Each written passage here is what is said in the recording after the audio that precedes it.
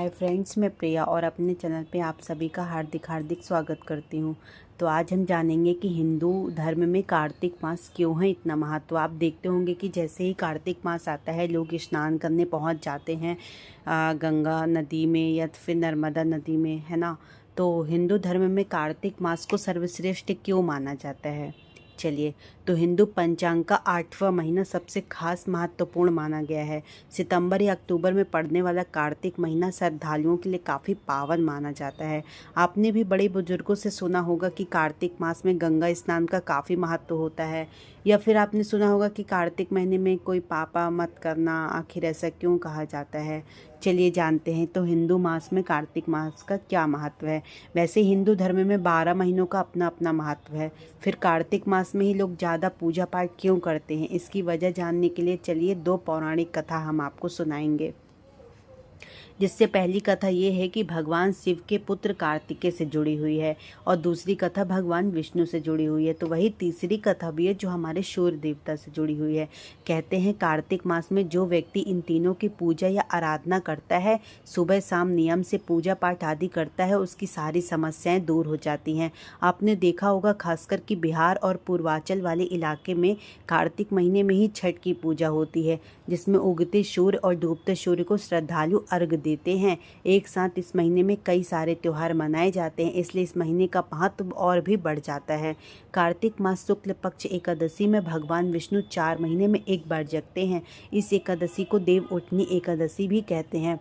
एक बार भगवान विष्णु ने लक्ष्मी जी से कहा कि हे भगवान, आप दिन रात जागते हैं लेकिन एक बार सोते हैं, फिर लाखों करोड़ों वर्ष के लिए सो जाते हैं और उस समय चराचर का नाश कर जाते हैं, इसलिए आप नियम से विश्राम किया कीजिए। तब भगवान विष्णु ने कहा, हे देवी, तुम ठीक कहती हो।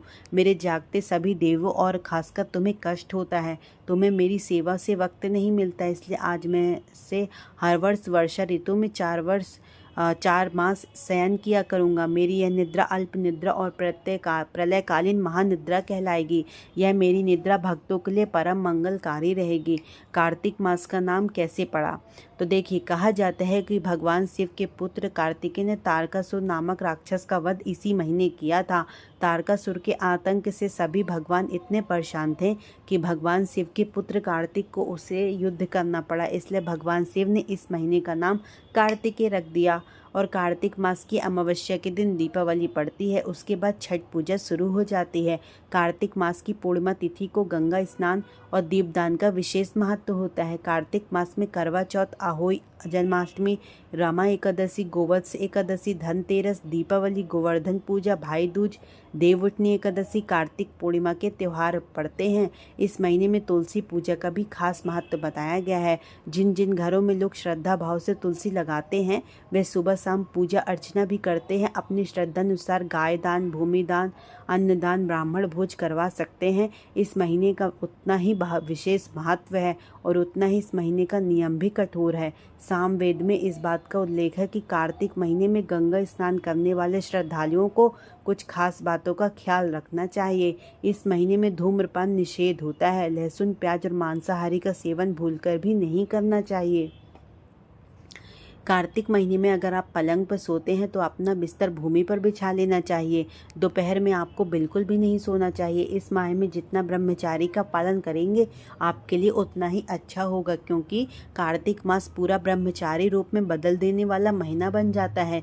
हिंदू धर्म में आमतौर पर एक महीना एक देवता के लिए है। जैसे अश्विन में माँ दुर्गा की पूजा होती है, उससे पहले सावन में भगवान शिव की, लेकिन कार्तिक इकलौता ऐसा महीना है जिससे भगवान शिव, सूर्य, तीनों देवताओं की पूजा की जाती है। कार्तिक महीना को देवों का महीना भी कहा जाता है, क्योंकि इसमें आप सभी देवता की आराधना कर सकते हैं। इस महीने में किए गए पूजा पाठ का फल दूसरे महीने में किए गए पूजा पाठ के फल से कई गुना ज़्यादा होता है। भगवान विष्णु 4 महीने की नींद से जागते हैं।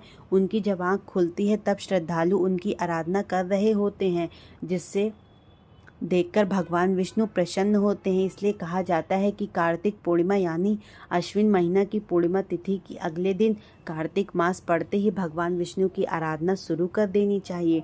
बहुत से लोग कार्तिक महीने के महत्व और इस महीने में नहीं किए जाने वाले कार्य के बिना ही अनुष्ठान शुरू कर देते हैं।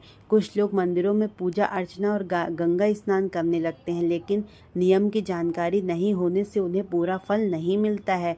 अगर आपको कार्तिक माह से ये सारी जानकारी बहुत ही अच्छी लगी हो और आपको ये वीडियो बहुत पसंद आया हो तो ज़्यादा से ज़्यादा लोगों तक शेयर करें और हमारे चैनल को सब्सक्राइब करें।